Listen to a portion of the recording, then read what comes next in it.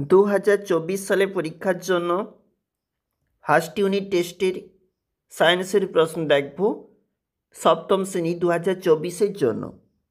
পূর্ণমান 15, সময় 30 মিনিট। জীবনবিজ্ঞান থাকতে গুরুত্বপূর্ণ প্রশ্ন, সঠিক উত্তরটি নির্বাচন করে লেখো। 1 গুণ 3 রয়েছে। প্রতিটি প্রশ্নপত্র এখানে গুরুত্বপূর্ণ।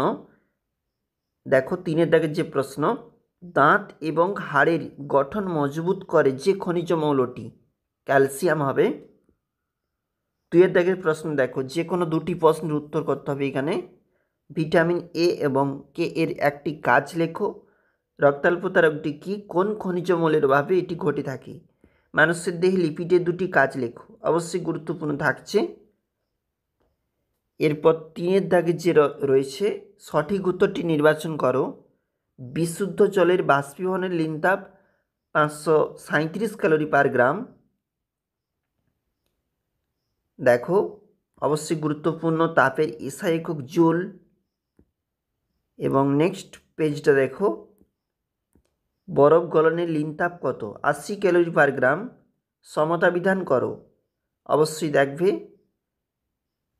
এই সমতা বিধানটা যেটা হবে 2H2 প্লাস O2 সমান 2H2O।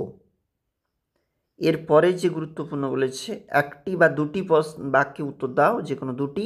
প্রতিস্থাপন বিক্রিয়া কাকে বলে, উদাহরণ দাও।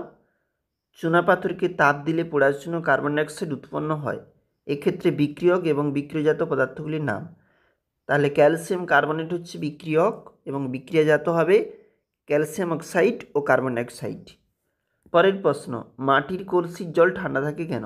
অবশ্যই দেখবে মাটির কলসির গায়ে অসংখ্য ছিদ্র থাকে এবং সেই ছিদ্র দিয়ে জল বাইরে এসে দ্রুত বাষ্পীভবন ঘটার জন্য প্রয়োজনীয় লিনতাপ কলসি এবং কলসির জল থেকে সংগ্রহ করে।